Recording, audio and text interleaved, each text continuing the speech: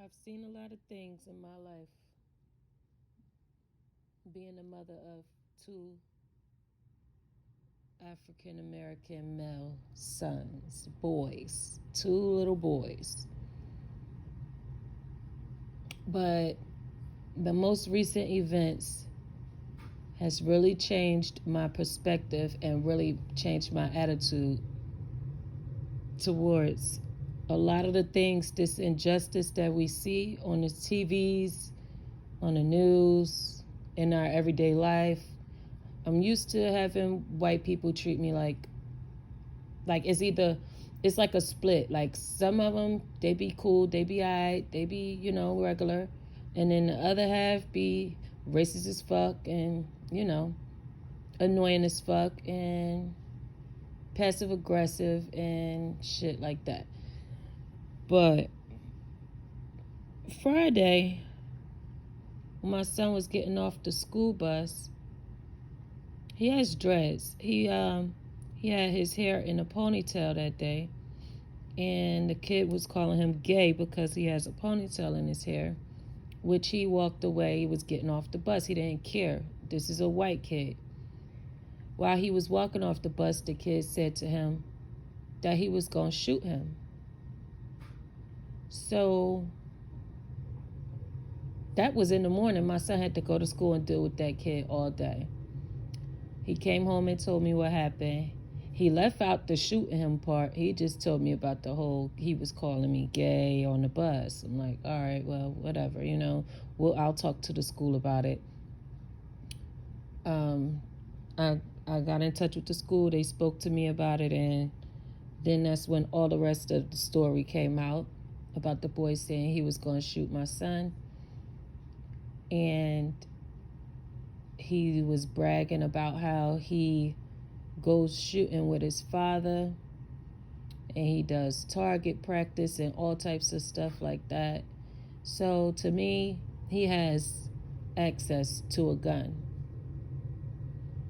He doesn't live where I live at. He just goes to my son's school. He gets picked up on the way, so he be on his school bus before they pull up here, and then my son gets on the school bus.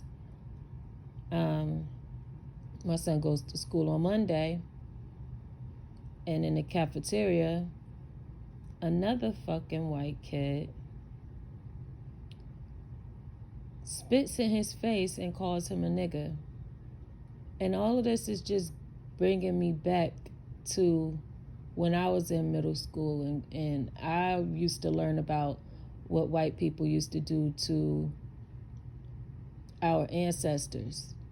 And it's just repeating itself in my child's life. I've never been spit on by a white person. And honestly, as a kid, I'd never been called a nigga by a white person. In my adulthood, my first time living in a domestic violence shelter, well, really not a shelter, it was a house. They gave us a house, and we had to share that house with one, two, three other people. So it was four of us in there. Only two of us had our children. Two was white people and two was black. And in that house, this older white lady, she was there for alcohol abuse. The other white girl was there for heroin abuse. The black girl was there for domestic violence, and her son had been taken away from her for smoking weed. So her son was like just coming to visit her, and the baby dad's grandmother had her son, and she would drop him off there and come back and pick him up.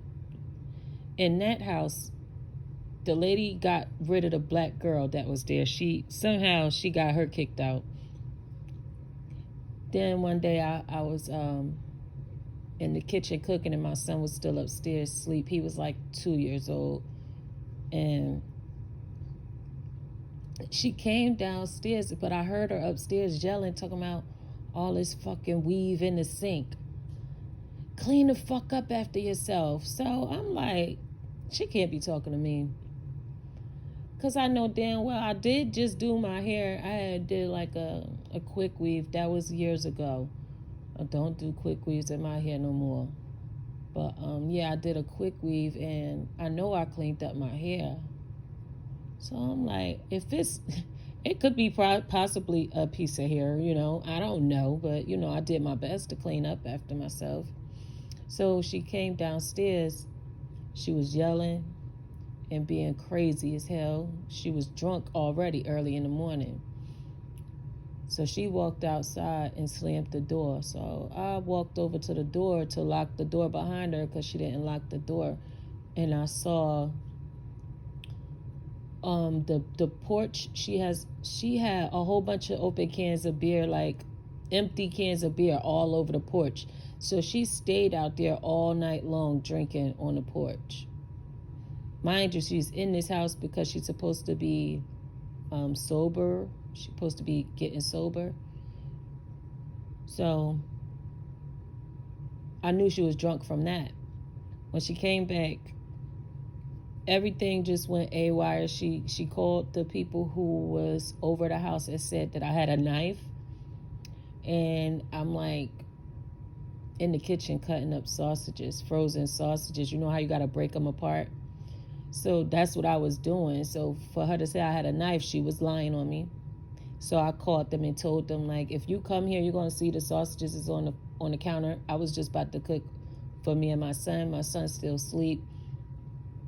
And, you know, she's lying. I said, she's trying to get me kicked out. So they said they was on their way. Things escalated because she came up to me, and the other white girl had just came down the stairs. She came up to me and she said, I'm going to show you how white hillbillies whoop niggas' asses. And I told her, go ahead. So she asked the other white girl, she said, it's 2 against 1, let's jump her. And then the white girl was looking at me, and she looked at her. She was like, I'm not getting involved in that. And so the white lady grabbed my little quick weave. She thought it was my hair, I guess. I don't know. Or maybe she thought it was a wig and it was going to come off. But it was a fresh quick weave. And everybody know you do a quick weave, that should be stuck. Within the first fucking 30 minutes, it's stuck. Take a while for it to loosen up. So she pulling it and it ain't doing nothing.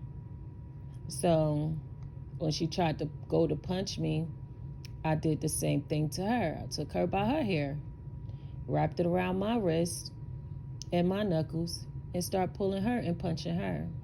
Long story short, I put her in a headlock with my legs, put her to sleep, and I left her on the floor asleep, and I stood outside. By the time the people who came, who was over the program, they came, they saw her on the floor asleep. They made sure she wasn't dead.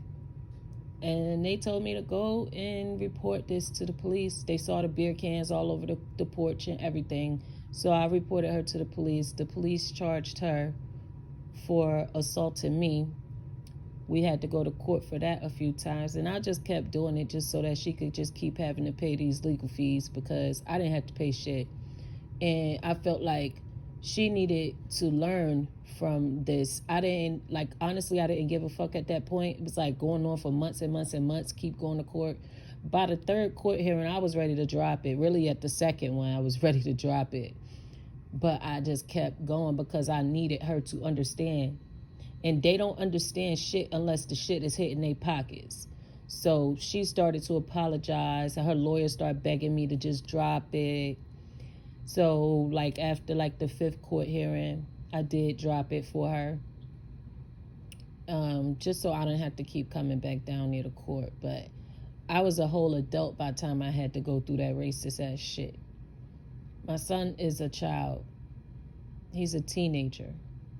And it's a shame that he has to go to school. I'm trying to put him in a better area than the projects that I grew up in. I took him out of projects I grew up in, took him out of the projects and every other projects that we ever had to live in. I took him out and moved him into very nice areas, and he's been harassed ever since. I say all of this to say, at this point, I'm not feeling that whole peace vibe. So this child that spit in my son's face and called him a nigga, the detective just called me and asked me if I was willing to um, like basically put him like sign like basically say that I wanted the boy to go to counseling and then all of this other shit. And I told him no. I told him I want criminal charges pressed against him for that. So he's gonna have criminal charges pressed against him for spitting in my son's face and calling him a nigga. And at the same time, now my son is being homeschooled, which is cool with me. But I feel like kids shouldn't have to go through certain shit. I feel like they're too young. They're supposed to be living a happy life. They're supposed to be looking forward to their future. They're supposed to be excited about going to school and meeting new people. I went to school in Newark, but I mean, we had all types of different races there. I was cool with everybody, all the races, all the cultures. I was cool with everybody. I really feel like these white people need to like this somebody need to go into these homes, because there's got to be something going on with these kids for them to go to school and want to bully and treat black people like shit.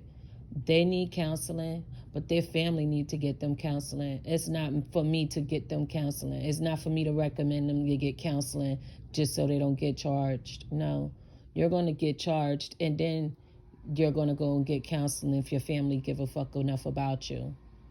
If your family condone what you're doing, then you're just going to keep getting charges all your life. And it just started with you spitting in my son's